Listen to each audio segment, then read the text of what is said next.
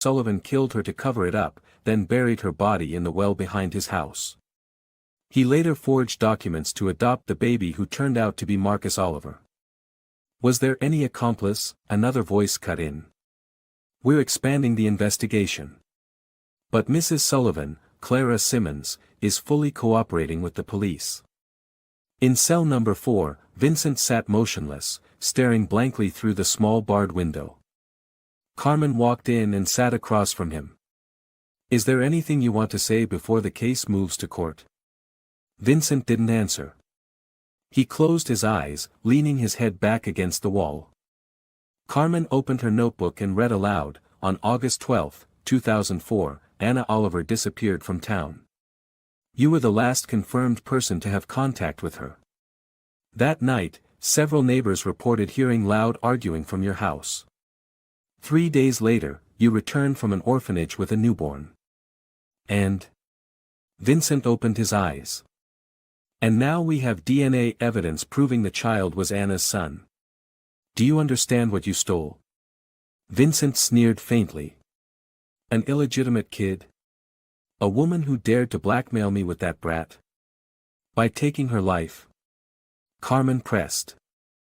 I gave him a name, a roof. I did good. You murdered his biological mother and call that good? Vincent stayed silent. Carmen stood up, her gaze cold as steel. Mr. Sullivan, you have the right to remain silent. But every second you refuse to speak the truth, you push yourself deeper into darkness. All across Silverwood, no one could stop talking about the case. From bakeries to gas stations, from schools to coffee shops, the names Vincent Sullivan and Marcus Oliver were on everyone's lips. I used to think that boy was crazy, a bakery owner named Katerina Simmons whispered to a customer. Turns out he was right.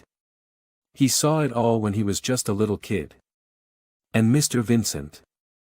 God, I used to respect that man, another shook their head. He was on the town council for 10 years. Now it's clear. The scary one wasn't the boy talking nonsense, it was the grown man who knew how to cover blood. In his small apartment, Marcus sat with Gavin and Helen.